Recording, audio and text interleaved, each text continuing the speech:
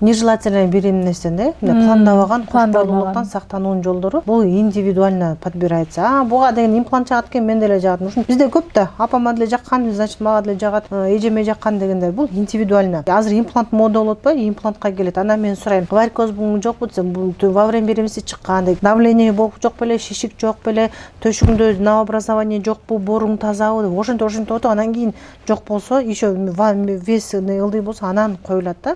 Потому что любой гормоналдык нерсе индивидуально. Мага жакса сизге жакпашы мүмкүн, сизге жакса мага наоборот. Анан вес коштум дегендер көп. Эгер аял киши ушул гормоналдык жол менен сактанам деп тандаса, значит оозду тыйыш керек. Таттуу тамак, камыр, выпечка, жанагы углеводный тамакты кыскартыш керек. Если у нее преимущество нельзя беременеть. Если жок десе, анда жей берет 20 килограмм бир жылда кошуп иштей берет да. Бир алдыдагы азыр аябай неме көп чыгып атат. Остеопаттар нельзя, немедер. Бирок мен остеопаттарга айтам да, что ты тогда можешь альтернативу предложить дейм. Мне каждый раз, если күйөөсү, например, презервативге макул болбосо, эмне кылат? Айла жок да, кыйналган аял аборт кылса деле аял кыйналат, төрөсө деле аял кыйналат, эмбесе деле аял кыйналат. Анан эмне кылат?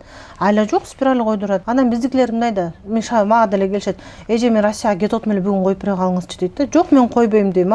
Мен разымын дедим. Мен лучше ошол акчаңды алып, тиги коюп берип салып, сен 5 жылдан кийин сенин каргашыңа калып, кандан көрөк мен албай койгонум жакшы дейм да. Анткени спиральда мындай эки усик калтырылат. Кийин ошол усик менен алынат. Ал усик деген эмеде мост болуп атпайбы? Влагалище менен матканын ортосуна мост болуп атат. Анан эгер влагалищеде воспаление, инфекция көп болсо, ал эмне кылат? Ал тура бербейт да. Ал бүгүн шейкага кирет, бир айдан кийин маткага кирет, анан трубага, яичникке кирет, полный воспаление берет да. Анан эмне болот? Хронический эндометрит, боюнда бүтпөйт, араң бүтсө дагы тиги түшүп калат. Анан эмне кылат? Ой, баягы гинеколог акча үчүн салып койгон дейт да.